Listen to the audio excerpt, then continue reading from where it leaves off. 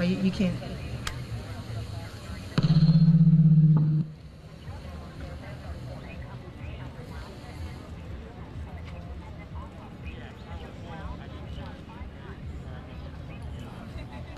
Check, check, check, check. 1, 2, 1, 2. Check, check.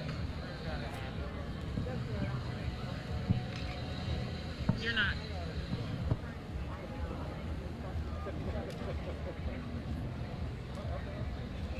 One.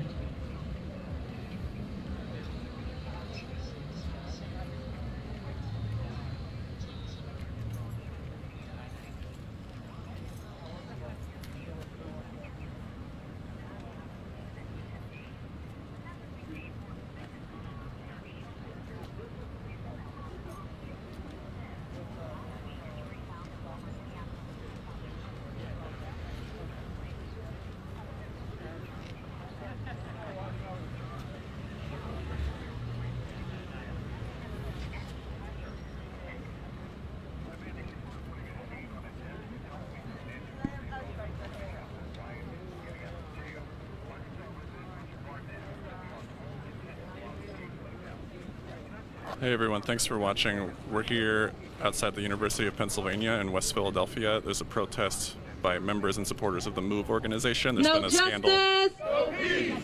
No justice! No peace! No justice! No peace! No justice! No peace! Black lives matter! Black lives matter! Trees lives matter! Trees lives matter! Delicia's lives matter! Delicia's lives matter! Black lives matter! Black lives matter! It's not a slogan. And we're not only talking about black lives when they end. Black life has to be treated with love, dignity, and respect. Every second of black life has to be treated with love, dignity, and respect. Compassion. We cannot ever forget the humanity of every single person. And we should not have to remind people of the humanity of our black people, of our black lives. I'm here with my good friends, like family.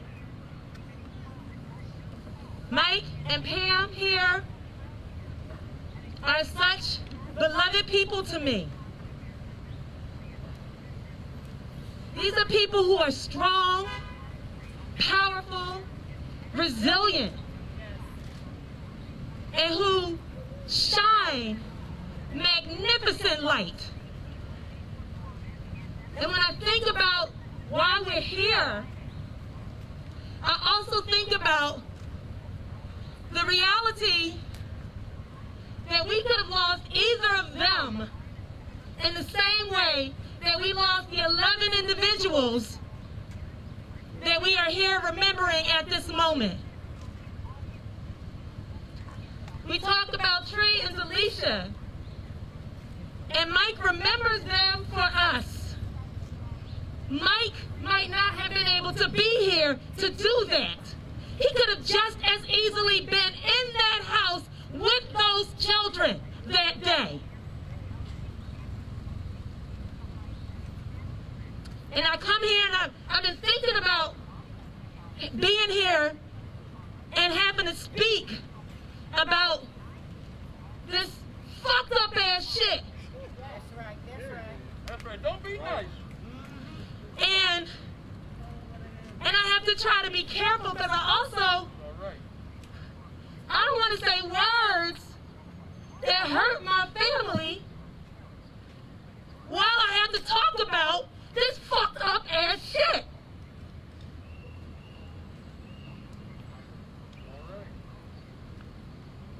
This shit is not theoretical. This is real. And these are real people. Real people who had life and had dreams and aspirations, who were loved intimately, who were known closely.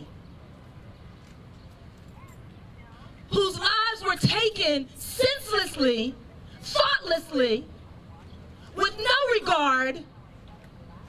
And then here we are, seeing how decades and decades and decades of further disregard was presented to them when they should have been honored and should have been loved and embraced and should have been able to rest in peace and power. Say it with me. Fuck you, Penn. Fuck you, Penn. Fuck you, Penn. Fuck you, Penn. And fuck Princeton. And fuck Princeton. And all of these motherfuckers who think that it is okay to disregard the humanity of anybody. Because we're not even only just talking about this moment. I mean, what was it, just a week ago when they had all of the other individuals whose lives they disregarded? And they say it's okay because they think, oh, well, this is a part of this cultural moment. This is how the science goes. This is how we do it. We have to do this. This is what excuses us experimenting on human beings. They've been doing this to our black bodies for hundreds of years. In the name of science, in the name of study. We are not subjects of study. We are human beings, goddammit, and our lives matter.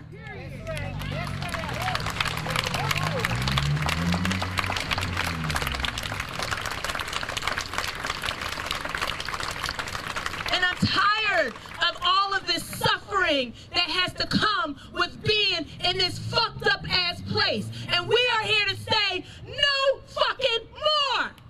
No more. No more. No fucking more. No fucking more. No fucking more.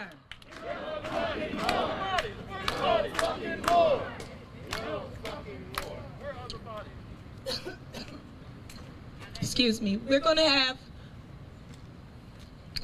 libations by Mama Maisha today. And this is a very particular kind of libation that's coming today. Libations always is particular, is always important.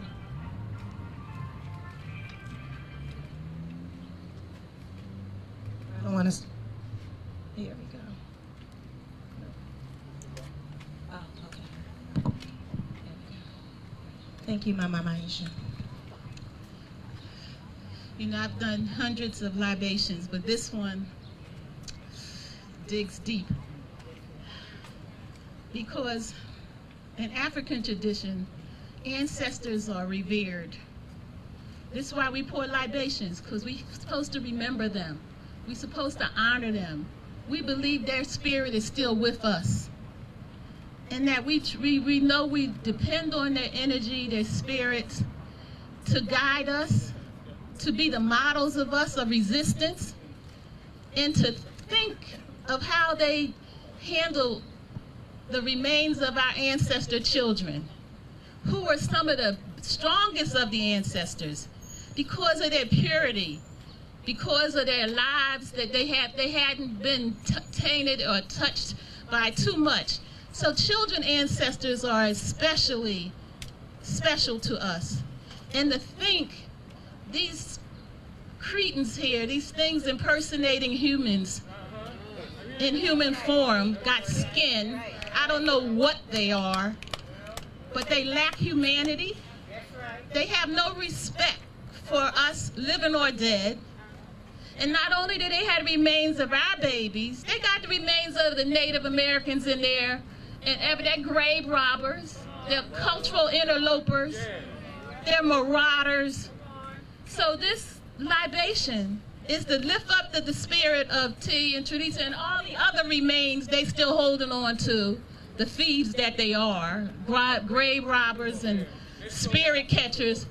So we're going to start this libation calling out the names of these ancestors who we know resisted this kind of stuff, who fought against injustice, who fought about elevating all of humanity, but in particular those who are the most vulnerable. And our children are among our most vulnerable.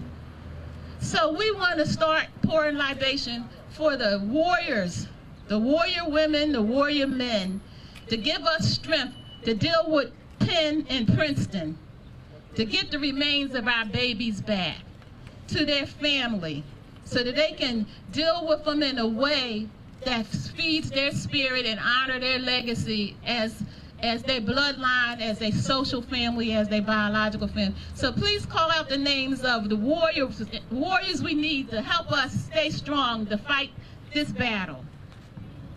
Ashe. John Africa. Ashe. Reggie Shell. Ashe.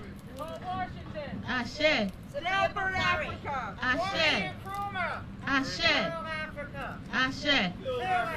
Ashe. Ashe. Richard Wright. Betty Shabazz. Chief Sitting Bull, who fought for his people. Father Paul Washington. For all the unknown remains in this building over here, the building need to be burnt down.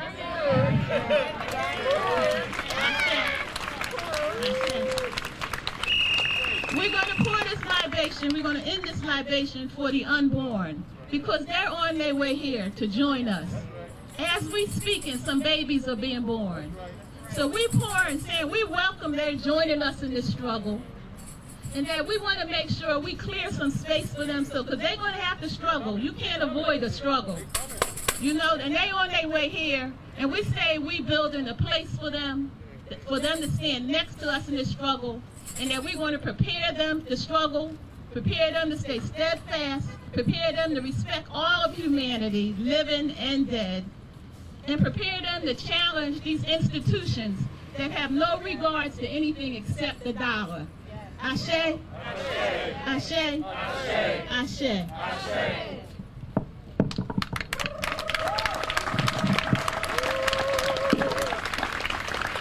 In a second, we're going to, you know, we all got these masks on because we're being safe, and we have little technical difficulties with this piece of plastic here, but we're going to get this open so we can wipe the mic and continue to be safe.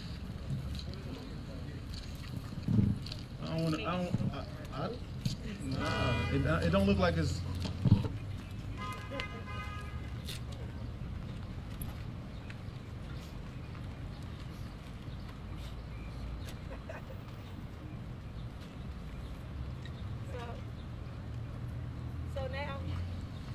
So now we are going to hear words from our brother who needs no introduction, Mike Africa Jr. On the move. On the move. On the move. On the move. Come on, y'all. We like, y'all know this is a heavy moment, and people need energy. People need energy. That energy is a way of showing love. Okay? Come on.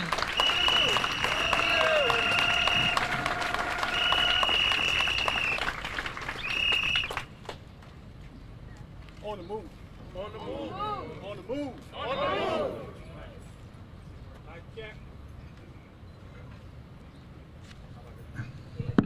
One, two, one, two. On the move. On the move.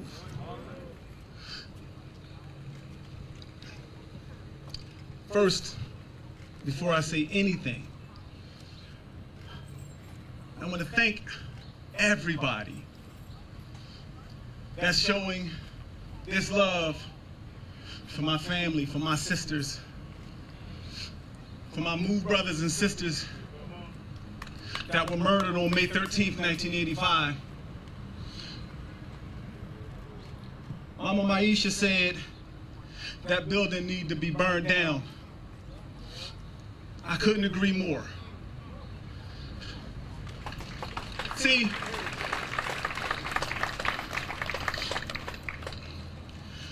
you have to bear with me. Ever since I learned about this thing,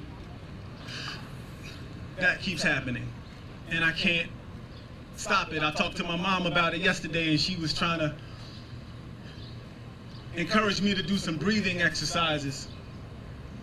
I'm trying to listen to her, but just bear with me. On May 13th, 1985, the government dropped a bomb. And they killed 11 people. 11 of my Move brothers and sisters. My family members. And when they did that, medical examiners were paid to find out what happened to these dead people. And they took my Move family, my brothers and sisters, to a lab, and they left them unrefrigerated. Their bodies were decomposing. And they did such an egregious thing at that point that they were fired and stripped of their license. The people that took over, or were supposed to be taking over and continuing this job in an ethical way, were the people that we are out here protesting against today. There's a shirt that Move have been selling for years, for decades. It has the helicopter on it, and it says, "Welcome to Philadelphia. Welcome to Philadelphia." But I crossed out his name. And there's a quote on this shirt that says clearly, "This was not an accident. This was deliberate murder. The circumstances surrounding it were horrible, and even more horrible to me was that the perpetrators basically were never in any way punished." And that is a quote from Dr. Alan Mann. Alan Mann, who is the person, the monster, that has done these horrible things to my sisters. And my question is, where are the rest of the people? That's right. Where are the rest of the people? Because you know that if they took Tree and Delisha, they didn't leave the other ones behind. So we are here today, right now, to say that we want these motherfuckers to be held accountable for what they did to our family. And we ain't going away. If you know anything about the Move organization, you know we can stand our ground. We come back, they dropped the bomb on us, and it ain't stopped nothing. It ain't stopped nothing. Oh, it hurts. Every time I think about it, it takes me back to 1985, but it ain't stopped nothing. That's right. That monster, Janet Monge, is on video describing how my sister probably suffers a fracture because something heavy landed on her.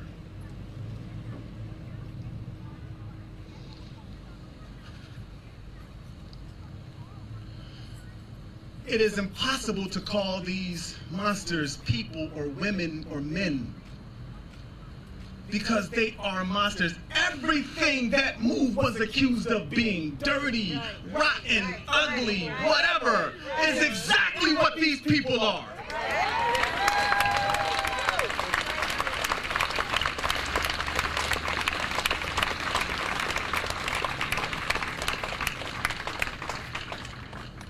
Later today, my dear sister Crystal from Black Lives Matter Philly and I are going to have a conversation. And I'm going to talk to you about my sisters and who they were and who the world was robbed of. We're going to talk about Tree and Delisha, 2 children. I mean, 14 years old, 12 years old, 2 children. I'm not going to take up any more time other than to say thank you all for coming out here today. And the fight goes on the move. On the move. On the move.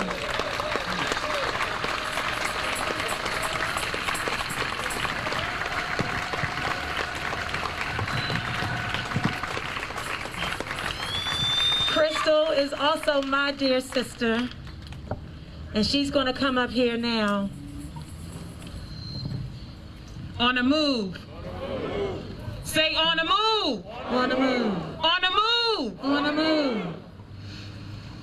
It is such an honor of my life to be in community with the Move family, freedom fighters like Pam Africa and Mike Africa Jr.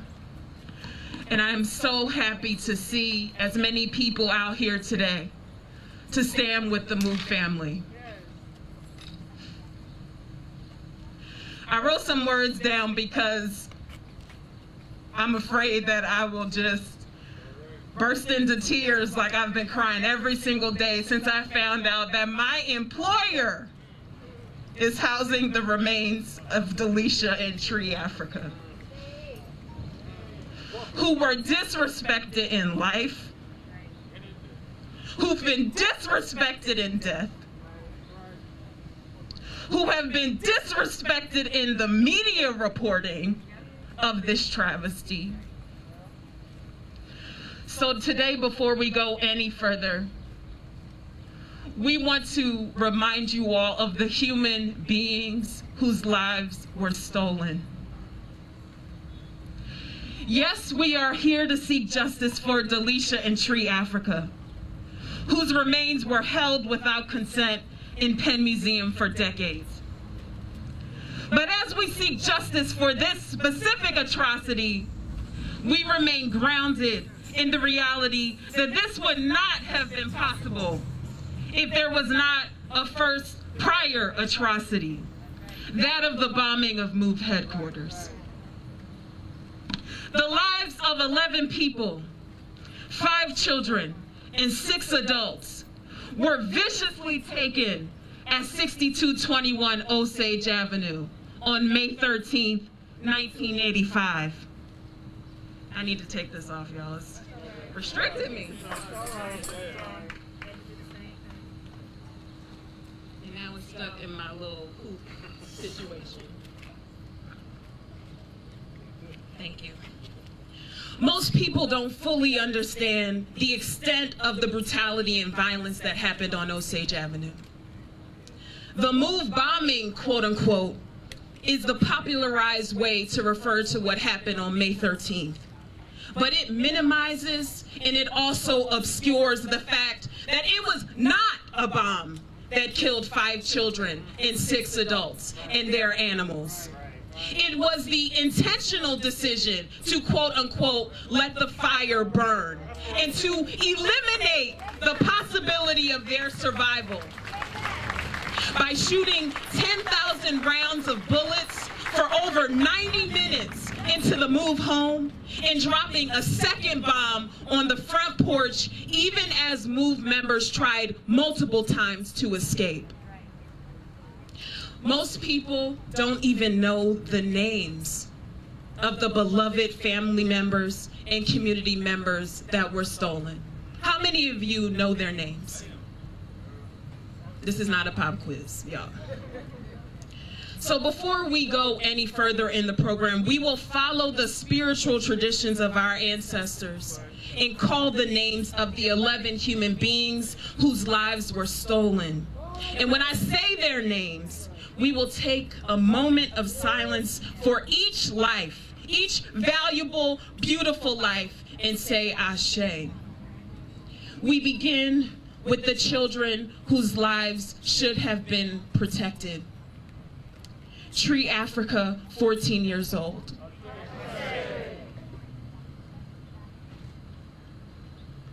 Delisha Africa, 13 years old.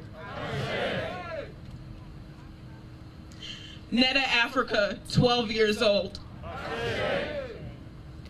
Little Phil Africa, 12 years old. And Tamasa Africa, 9 years old.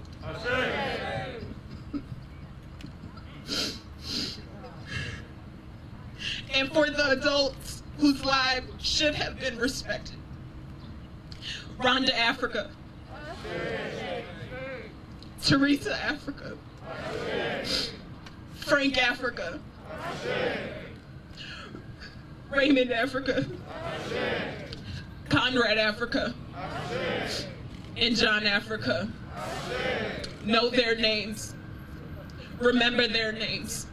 Today and always.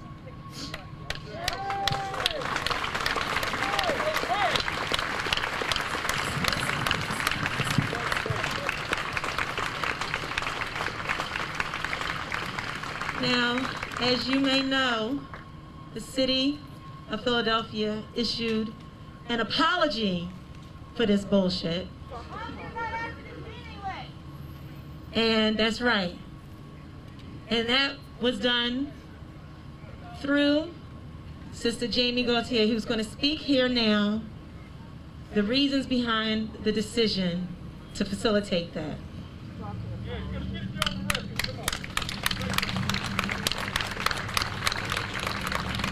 Good evening, everyone. Again, my name is Councilmember Jamie Gautier, and I represent the 3rd District, which includes the university where we stand, as well as the Move House at 6221 Osage Avenue. First and foremost, I want to express my deepest condolences to the Africa family. I cannot begin to imagine the deep level of pain and re-traumatization that the last week has brought on for all of you. Mike reached out to me before all of this was confirmed by the university, and I have to admit that when I originally talked to him, I thought it was too awful to be true. Words can't capture the feelings that I had when I learned that this actually happened.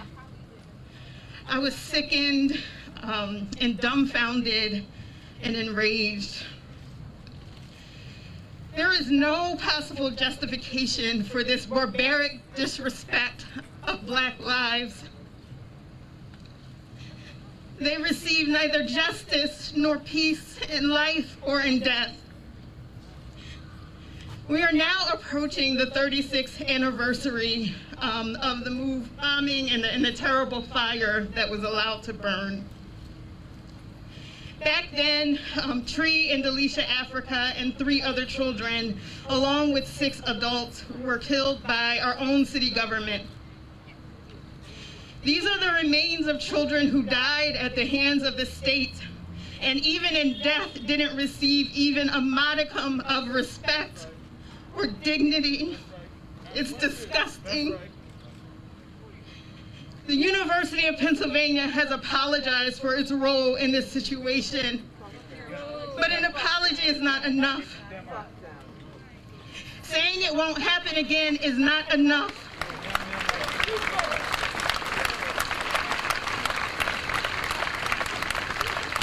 The damage is already done, and now everyone involved needs to be held accountable for their actions.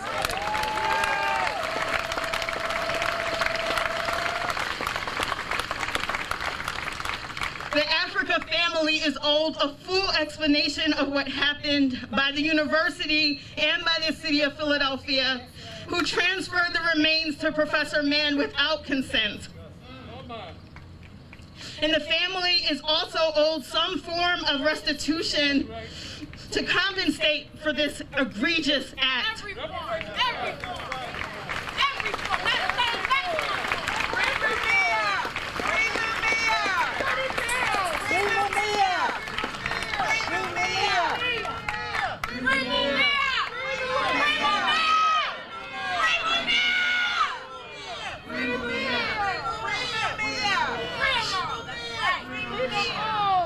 And both the UPenn and the city must make meaningful efforts towards reconciliation for our entire community. Because let's be clear, in addition to the immense pain that this revelation has caused the Africa family, it has also reopened wounds in our Black community here in Philly. The fact that academics academics use these bones to further their own research dehumanizes the victims of this tragedy. And it resurfaces the long and fraught history of experimentation on Black people's bodies. And this isn't ancient history we're talking about. This is a matter of decades ago. West Philly residents who were displaced by the MOVE bombing and fire are very much still alive and traumatized by the events of that day. And this just brings back the trauma all right back to the surface. And so today I want to say to everyone who is pained by this situation, I am standing with you and we will get through this together. If there's any indication that the struggle for justice in this city has only just begun, it's this tragedy. So the fight continues, and I'm standing with you. Thank you so much.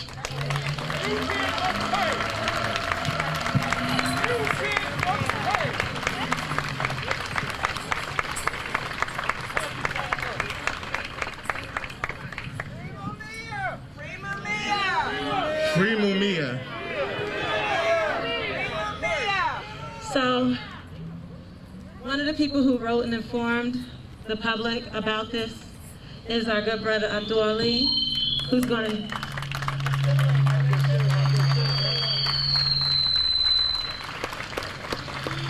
speak. Is that one? Who's going to speak and give some more information about the situation. Brother Abdul Ali? Our sibling, yes. Hello. Sorry. On the move. On the move. On the move.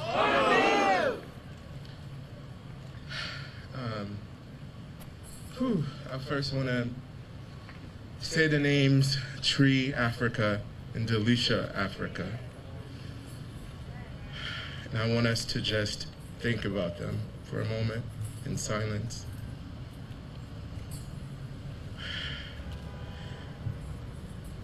This is heavy, right? It's heavy. So it was beyond enough when we found out over 2 years ago that Penn had the remains of about 53 people believed to be enslaved. 51 of them from Cuba, from a plantation in Vedado. And 2 crania from Black people in the US. And they had some of these crania of enslaved people, indigenous people, displayed in a glass display in an anthropology course within the Museum of Penn. At that moment, when I heard that information, I was so upset. I created a change.org petition. I wrote an op-ed about it. There was some movement, some conversation about repatriation. About a year later, during the uprising, the conversation came up again because Police Free Penn put together some demands, and they expanded the demand that I had, which was repatriation. And there was also a student who wrote an article. Penn decided to say they're going to start a committee to consider the question of repatriation. Fuck their committee. Fuck their committee. Yeah, exactly. And so they said they were going to take the crania and put them in storage. Disgusting. Gross. Disgusting. No permission. Then we find out, about a year after that, that not only do they have the 53 crania of enslaved Black people, but that they also have 14 crania of Black folks dug up, grave robbed. And their burial site is where the Franklin Field is today. And their burial site is where the Franklin Field is today. And there's Black bodies still underneath Franklin Field today. And they're in caskets and they're unnamed. That was too much. And then a few weeks ago, we find out that Alan Mann worked with the medical examiner's office, and because Janet Monge was a PhD student, she assisted him in helping the medical examiner identify remains. Alan Mann worked for a day and some change. We know that because the city paid him a per diem of $300. Back then, per diems were $200 a day. So they worked for a day and a half with the medical examiner, and that was supposed to end their official engagement with these remains. Mayor Good establishes the Philadelphia Special Investigative Commission to look into MOVE, and that body hires another forensic specialist, Hameli from Delaware. Hameli looks at the remains and says, these are of 5 children and 6 adults. And there was a discrepancy that Mann made. Mann said that one set of remains was from someone older. And the only person they couldn't account for was Tree at this point. This is heavy, but I have to tell y'all. And Hameli says, no, these remains are Tree's remains. There were other remains that Mann said he wasn't sure of, and that was the remains of Delisha. And Hameli said, no, I think these are Delisha's remains. Hameli puts out a report. Mann contradicts that report in the press, further delaying the giving of these sacred remains to family, right? And so what happens next is Hameli has to re-examine the remains. He does this with some colleagues. And ultimately, he reaffirms his initial report, right? He says, this is the truth of what happened, and these remains belong to Delisha Africa and Tree Africa. The commission says to the medical examiner's office, release these remains using your normal procedures.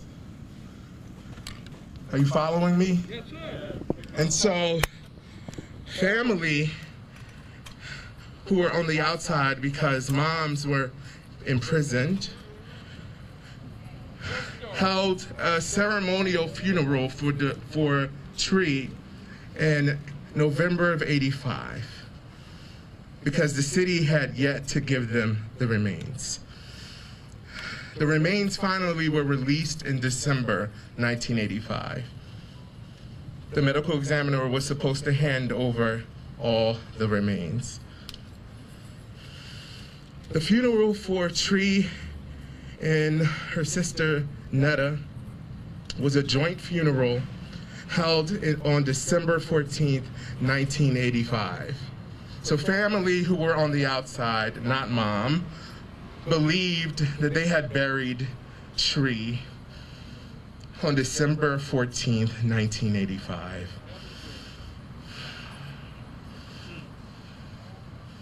Delisha Africa, no one claimed her remains because family were incarcerated.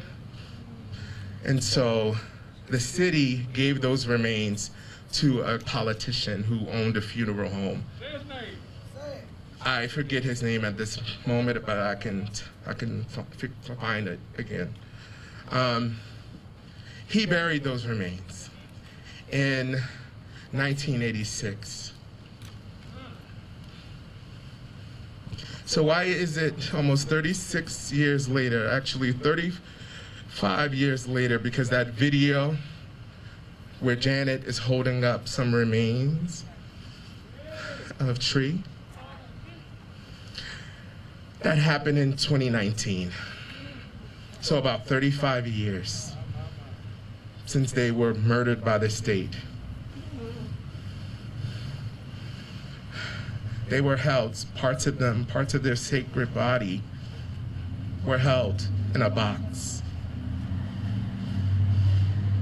And 2 researchers connected to the investigation early on We're taking the remains between university, treating Tree and Delisha like an academic game of hot potato.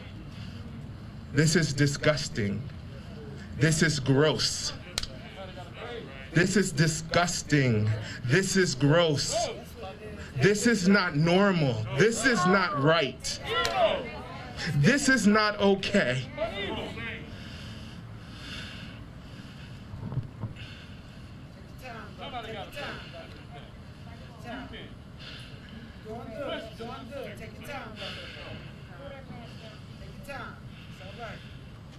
Monge has to be fired.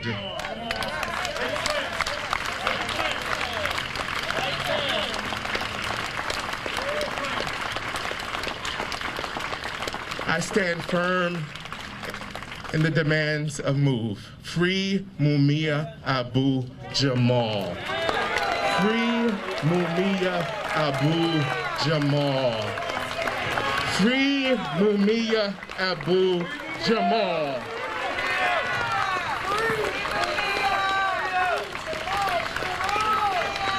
Additionally, like Mike said, some kind of restitution must happen. There must be payment. There must be accountability. There will be accountability. There will be accountability. Because Tree Africa and Delisha Africa deserve sacred rest.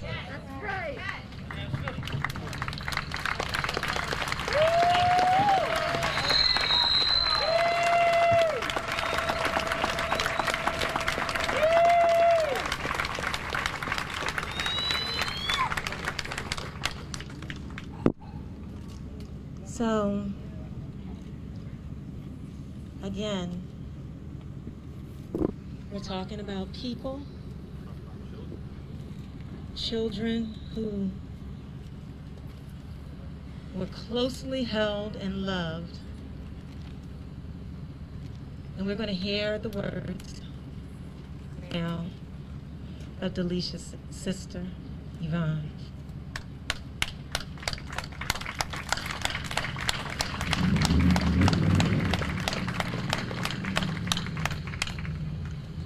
Yvonne sent this statement over, and I'll just read it now.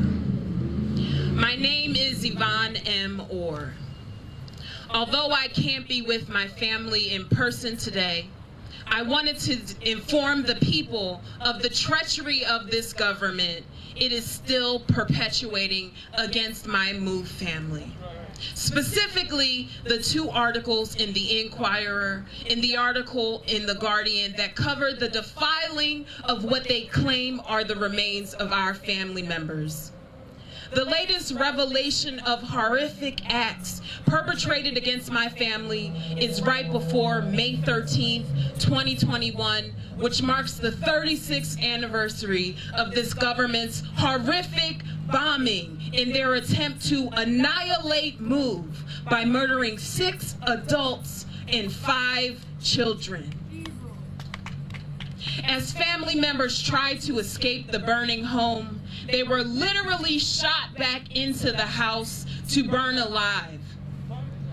The very idea that we didn't attempt to claim the bodies and we left our relative remains are falsehoods.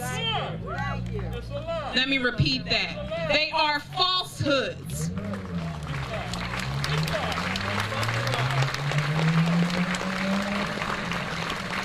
The MOVE murders continue on to this day. Between August 2018 and December 2019, I fought with the PA Department of Corrections to get them to treat my father, Delbert Orr Africa, Delisha's father also, for what I suspected was a serious health issue that he was having.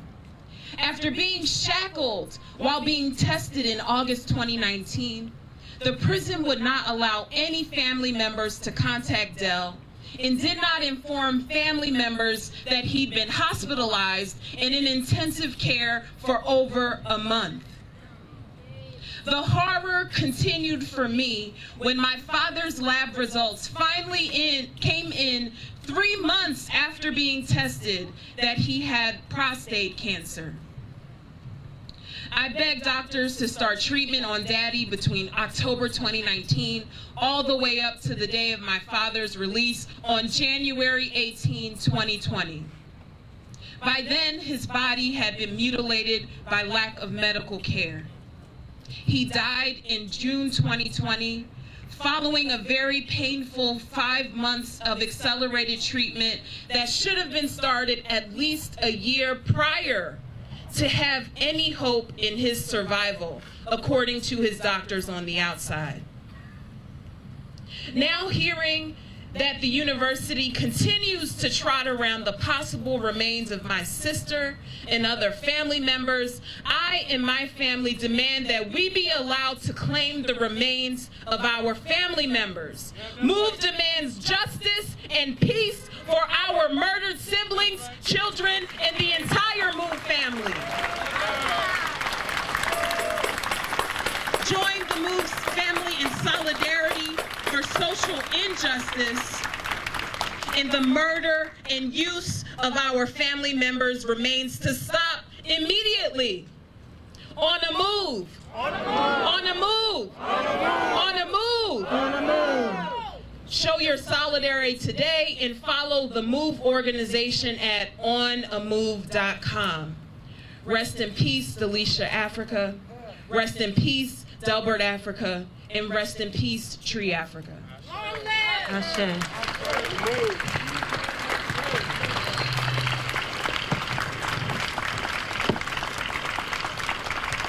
Now, to just give a little bit of information to further contextualize what happened on that day in 1985, May 13th, Pam Africa is going to say a few words. Right. I just want to point out for people who don't know, this government have been consistently killing our children for years. In the womb, outside the womb, as young children. And Yi Sing, baby, she was beat by the cops so bad, she miscarried. Rhonda Africa, and this is in the early 70s. Rhonda Africa was beat so bad that her baby was born black and blue. Alberta Africa, after a demonstration of probably about the air, the water, the soil, the fake health markets, and our plastic, our water in plastic bottles, and the unfair education, and the housing issues, the elderly issues, the prison issues, police brutality, whichever one of the things that MOVE was demonstrated about and got locked up. Alberta Africa was pulled out of a cell at the Roundhouse, 8th and Race, while the other sisters was in the cells watching helplessly as a black matron by the name of Robinson, her and other policemen, held my sister's legs open and repeatedly kicked her in the womb until she miscarried on the floor of the 8th and Race semi-prison, whatever the fuck they want to call it. And Janine's baby was killed March 16th, 1976. On August the 8th, when they came into our home, it was an agreement that after a year-long confrontation where MOVE exposed the filthiness, the hatred that these people had for black people, people of color, poor whites. That's what was in the house. Asians, Latinos inside that house on August 8th when they came there, shooting, maiming, killing, beating, robbing the neighborhood. They couldn't kill our children, but one thing, when they got our children, the Philadelphia Inquirer would tell you about the strength of our children. They talked about how rich the blood was, how strong the teeth was, how the children were sitting in a huddle. This was after they had came in the house, tore it down on top of them, and beat, you know, it's one picture on August 8th, it shows where, and I believe it was Wit, Africa, Mike's sister, where the cops snatched her from the mother's arm and they grabbed her like this, and another cop grabbed her by the arms, and they're dangling, you know, a terrified child, and the mother watching, and took her away. They took them to a center where they were beat. And I'm not talking about what Mike was talking about when they came down in Richmond. Everybody's talking this bullshit about, I'm up, you know, talking that bullshit about our children should not have been in the house on August 8th. They wasn't. Mike, when he was a small kid, Delisha and all the rest of the kids was in Richmond, Virginia. They had no business down there. They went in there, the kids would sleep on the floor, busted the door open with shotguns and stuff, trampling over top of our kids, snatched our kids from the mother, locked the mothers up, took the children and put them in an orphanage, you know, combed their hair, their locks, pulling hunks out their head, and you know, beating, forcing them to eat cooked food. I'm saying, forcing them to eat ice cream. For those of you who like ice cream, that's fine for us, you know, with y'all. But it's poison, and our children understood what it was and was refusing to eat it. So they was trying to force food and stuff on them. And our family, managed to get them away from them, and we took them from Richmond and brought them all back up here. Our children was also, take that mask off. Our children, take that mask off. Let them get some air.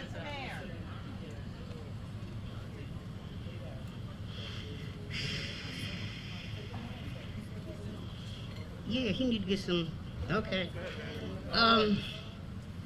Where was I at, in Richmond? No, I'm all the way up into New York now. And the police went up there, went in the house with guns and everything that they could, arrested every man, woman, and child. Our children was in Richmond, they was in Rochester, they forced everybody back down into Philadelphia. On the day of May 13th, May 12th, May 11th, May 10th, there wasn't a damn thing going on. Nothing. They came in like thieves in the night, and came in with bulldozers, and every form of, horrible shit that they can bring to kill. They also, Delisha and all the children were not in the house on May 13th. They were doing what they usually do. They was shopping, food shopping, down 9th Street with a supporter by the name of Gloria Cheeks. When she got back and saw all the cops around the house, because they wasn't there when they went shopping, the cops lifted the blockade up, escorted the children back into the house, knowing full well what their plans were. They deliberately killed 11 black men, women, and children. Every day, our kids was at Cobb's Creek swimming, not with the water, but against the water. Swimming, building strength, exercising. They could have took them at any time. They could have took our family at any time. We moved around. This plot was a plot to kill off the MOVE organization and especially John Africa. But today, that bomb that they dropped on our family is exploding 36 years later. Because what this brings out is the ugliness. Why the fuck was them cops at our house on August 8th? Why did they kill Janine's baby? Why did they beat Alberta's baby out the womb? Because they were trying to kill off the power of John Africa. On the move, and food for thought, and tear this motherfucker down. All right, on the move. On the move. That's Pan Africa.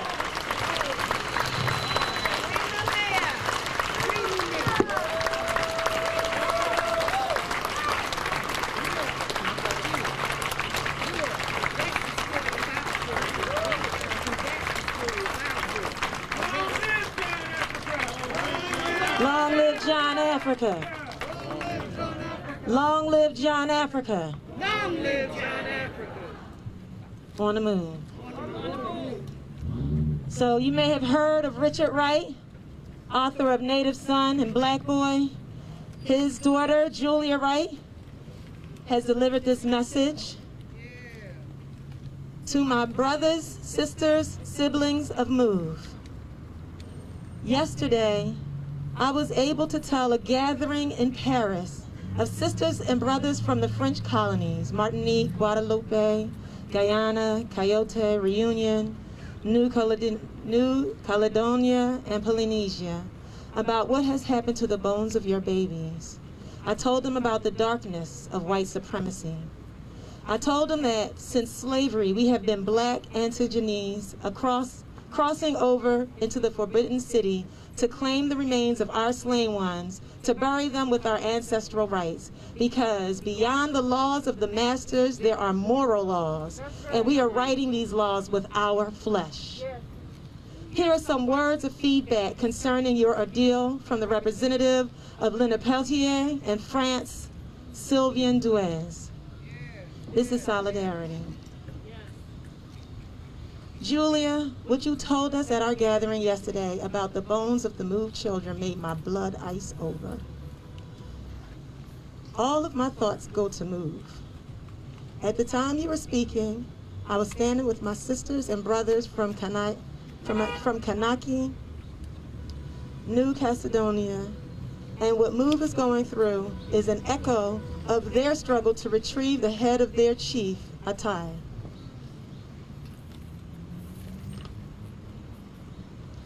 His head had been sent to the Museum of Man in Paris, but was then allegedly lost and was only recently handed back from the French government to his tribe. I was also reminded of the skulls of Geronimo and Pancho Villa, still detained by white supremacists at Yale University. Fuck these universities. The student fraternity of Skulls and Bones, to which the Bush dynasty belongs. All of these white supremacist motherfuckers, fuck them all. This system steals lives, but it also steals our dead. Our strength is nourished by our anger. This is not an error. This is not even an insult. It is a crime against our right as humans to mourn the children born to us. It is deliberate torture and the continuity of so many million bones we were not able to bury and mourn, that lie today unclaimed at the bottom of the Middle Passage. In the continuity of so many of our skulls studied to prove our alleged animality. In the continuity of the removal of our mumiyas to dark dungeons, turning us into a people roaming as headless as a Kanaki tribe without those we chose to direct us. With love, from across the Middle Passage, Julia.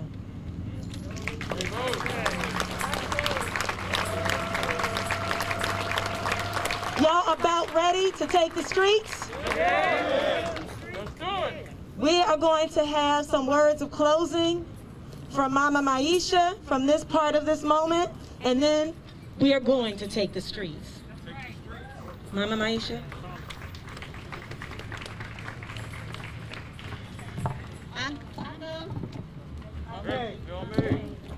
while we're talking about the remains of our children, there's a lot of unfinished work we have. The Wilson Good street sign is still up. 59th and Overbrook Avenue. That was one of the earlier signs of disrespect and disregard when they named the street after Wilson Good. And we placed a beautiful shrine there as a remembrance.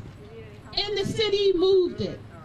So they won't even 2 years ago, they won't let us even have a shrine to remember them that we placed at that evil Wilson Good sign, 59. So Jamie, when you talk about things need to be removed, that street sign needs to go. We haven't forgotten that. That street sign needs to go also. And I just want to close with a solidarity statement from Dr. Maulana Karenga before we march. Because when he heard about this, he was so upset. He called me in the middle of the night. What is going on? What can we do about this? He's an ethicist.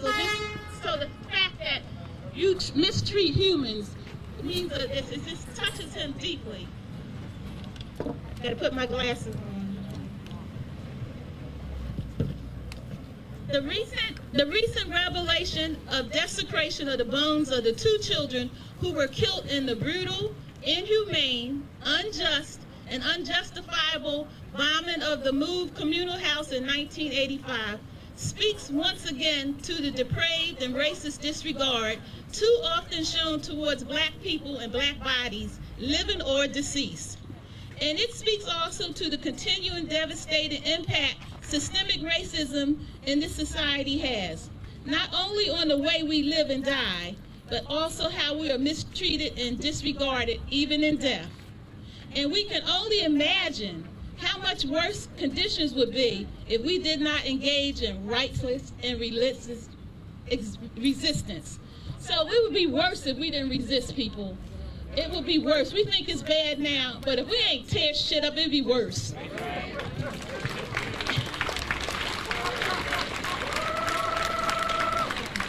It reminds us of the long, sordid, and savage history of this country's failure to treat Black people living and deceased with dignity and due respect. And the University of Pennsylvania and Princeton University are in this matter complicit in this pattern and practice. Moreover, the city itself has shown gross negligence in allowing the children's remains to be examined without appropriate protocols to handling their remains. There is no appropriate protocol. It's none at all. And he said this makes their apology and concession of understanding the immeasurable and enduring harm this has imposed on family and Black scene has no meaning to it. We strongly condemn and resist as unethical the ghoulish use of the bones of the 2 murdered children, Tree Africa and Delisha Africa, for teaching online courses in forensic anthropology, especially without the knowledge and permission of the Africa family. And we condemn and resist the insensitivity to the traumatic emotional impact this would and does inflict on their parents, Consuela Dotson Africa and Janet Africa, respectively, and reaffirm our solidarity and grief and righteous and relentless struggle to achieve justice and reparations for them. We reject and resist all the white power and privilege assumptions that whites can objectify those different and vulnerable and use them as property, props, and objects of morbid pleasure on so-called scientific and social curiosity. And you know they do it because you read the article where they called our child's bones juicy. How do you call a child juicy? I could have reached through that page and slapped the shit out of that woman. Penn's apology to the African family. Penn's apology to the African family for its role in this is necessary, but it is not sufficient. In addition to apology, those involved must return the remains, make restitution of handle of the remains with the involved family, and work with the community to achieve this. Anything less is expanding the injury of injustice and the unethical and unjustified disregard of Black lives and human rights. And this we will continue to resist at every level and at every area of justice, we will continue to resist. So, free Mumia and return our children to us. Ashe. Take the Wilson Good Street sign down.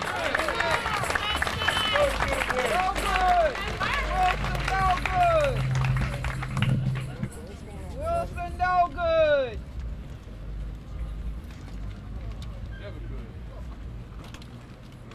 On the move. On the move. No justice. No peace. No justice. No peace. No justice. No peace. No justice. No peace. No justice. No peace. On college racist police. Police. No justice. No peace. No justice. No peace. No justice. No peace. No justice. No peace.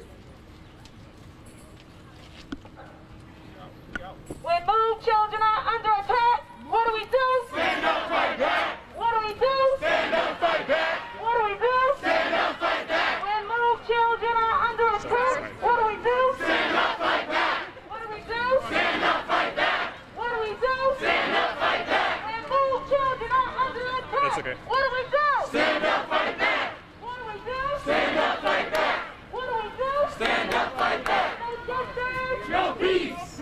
Justice. No peace. No justice. No peace. No justice. No peace. Say her name. Alicia Africa. Say her name. Alicia Africa. Say her name. Alicia Africa. Say her name. Alicia Africa. Say her name is Tree Africa. Say her name. Free Africa. Say her name. Free Africa. Say her name. Free Africa. Alicia Africa. Alicia Africa. Tree Africa. Free Africa. Alicia Africa. Alicia Africa. Tree Africa. Free Africa. Alicia Africa. Alicia Africa. Say her name. Say her name. Say her name. Alicia Africa. Say her name. Alicia Africa. Say her name. Alicia Africa. Say her name. Alicia Africa. Say her name. Tree Africa. Say her name. Free Africa. Say her name. Alicia Africa. Say her name. Alicia Africa. Say her name. Alicia Africa. Say her name. Alicia Africa. Black Lives Matter. Black Lives Matter. Black Lives Matter. Black Lives Matter. Oh, Black Lives Matter. Black Lives Matter. Black Lives Matter. Black Lives Matter. Black Lives Matter. Black Lives Matter. Black Lives Matter. Black Lives Matter. Black Lives Matter. Black Lives Matter. Black Lives Matter. Black Lives Matter. Hey, hey, ho, ho. Bomb collectors got to go. Hey, hey, ho, ho. Bomb collectors got to go. Hey, hey, ho, ho. Bomb collectors got to go. Hey, hey, ho, ho. Bomb collectors got to go. Hey, hey, ho, ho. Bomb collectors got to go. Hey, hey, ho, ho. Bomb collectors got to go. Penn Museum, you can't hide. You profit off of genocide. Penn Museum, you can't hide. Penn Museum, you can't hide. Penn Museum, you can't hide. Profit off of genocide. Penn Museum, you can't hide. Profit off of genocide. Penn Museum, you can't hide. Profit off of genocide. No justice. No peace. No justice. No peace. No justice. No peace. No justice. No peace. When move children are under attack, what do you do? Stand up, fight back. What do we do? Stand up, fight back. What do we do? Stand up, fight back. When move children are under attack. Thanks everyone for joining. I'll try to just catch you up real quick. So we're here in West Philadelphia, in the area where all these buildings right here are the University of Pennsylvania. The MOVE organization, which is like a Black Power, Back to Nature political group that's been active in the city of Philadelphia for a long time. Hey, what's up? Say her name. In 1985, the city of Philadelphia dropped a bomb on their headquarters after Philadelphia police had repeatedly harassed and brutalized and imprisoned their members. It was like a long standoff. So yeah, in 1985, several square blocks of West Philadelphia were burnt to the ground. And the Africa family, members of the MOVE organization, several adults and children were killed in that bombing. And the news emerged in the last few weeks that the University of Pennsylvania has been very casually and disrespectfully storing and using the remains, the bones of two children, Delisha Africa and Tree Africa, using them as props in classrooms for anthropology classes and stuff like that, calling the bones juicy, just generally handling them with pretty callous disrespect. So there's hundreds of people out here today to support the MOVE family's call for justice and for reparations and the misuse of the remains of their murdered children.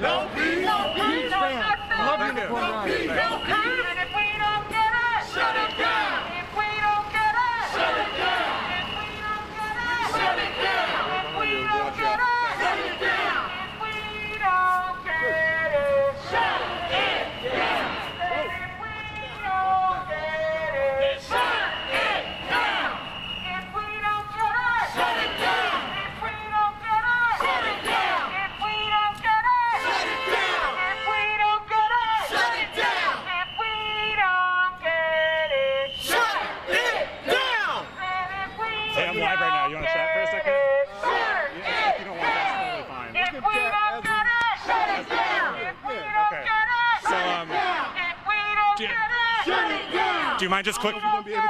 Yeah, I don't know about you, but All right, I'll see if I can catch you later. How about that? All right, thank you.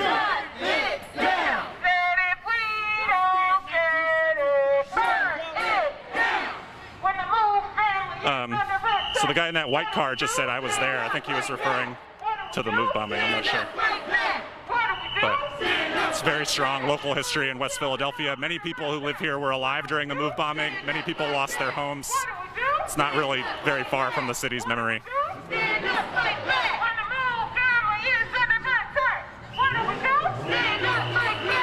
So marching in front with the Free Mumia sign, that's Mike Africa Jr. He's one of the surviving members of the MOVE family. His sisters were killed in the bombing, and you saw him speaking at the rally earlier about, you know, what it's like to discover that the University of Pennsylvania has been treating his sister's bones with, you know, an extreme lack of respect and just treating them as props or something to be played with and treated casually.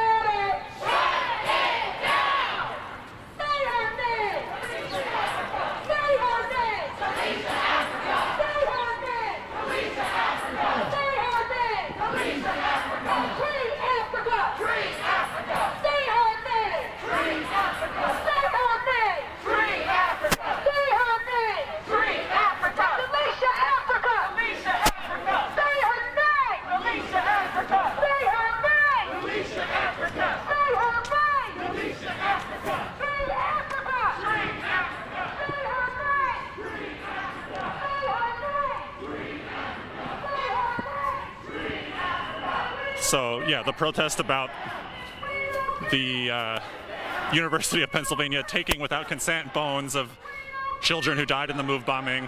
MOVE's protest is continuing to work its way through the campus here. Okay, sorry, I'm gonna try to keep those camera errors out of your feed. Sorry. What do we do? Stand up, fight back. What do we do? Stand up, fight back. What do we do? Stand up, fight back. When MOVE children are under attack, what do we do? Stand up and fight back. What do we do? Stand up and fight back. What do we do? Stand up and fight back. And free Africa is under attack. What do we do? Stand up and fight back. What do we do? Stand up and fight back.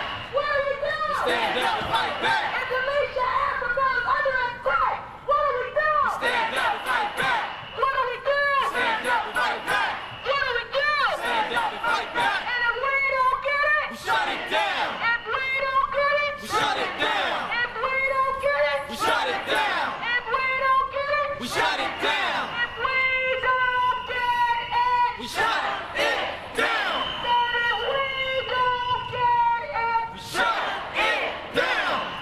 What do we want? Reparation. When do we want it? Now. What do we want? Reparation. When do we want it? Now. What do we want? Reparation. When do we want it? Now. And if we don't get it, shut it down. If we don't get it, shut it down. If we don't get it, shut it down. If we don't get it, shut it down. If we don't get it, shut it down. And if we don't get it, shut it down. What do we want? Reparation. When do we want it? Now. What do we want? Reparation. When now. And if we don't get it, shut it down. If we don't get it, shut it down. If we don't get it, shut it down. If we don't get it, shut it down. Everybody. If we don't get it, shut it down. If we don't get it, shut it down. Hey, hey. Ho, ho. All collectors got to go. Hey, hey. Ho, ho. All collectors have got to go. Hey, hey. Hey, hey. Ho, ho. Ho, ho. All collectors have got to go. Hey, hey. Hey, hey. Ho, ho. Ho, ho. All collectors have got to go. Hey, hey. Don't get it. Shut it down. If we don't get it, shut it down. If we don't get it, shut it down. If we don't get it, shut it down. If we don't get it, shut it down. Burn that shit to the ground. If we don't get it, shut it down. If we don't get it, shut it down. Shut it down. Shut it down. If we don't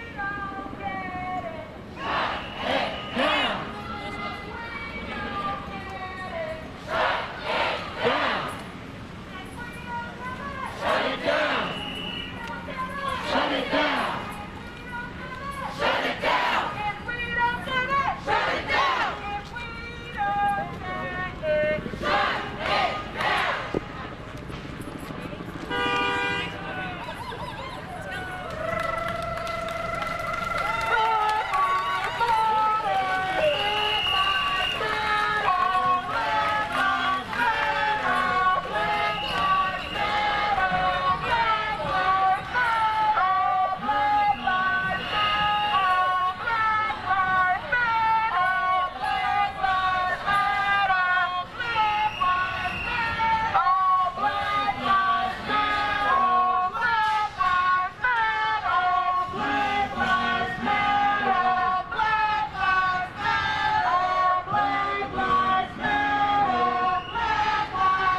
So the protest is now holding up the intersection of Spruce and 38th in West Philly, sort of in the heart of the UPenn campus area. This protest was called by members and supporters of the MOVE organization after the news emerged that the bones of Delicia Africa and Tree Africa, two children who were killed in the 1985 MOVE bombing when the city dropped the bomb on the headquarters of the MOVE organization. People found out in the last few weeks that the University of Pennsylvania has had custody of their remains the whole time. has been taking them out and playing with them, you know, to show anthropology students what bones are like. And it's pretty outrageous news. People are pretty angry about it.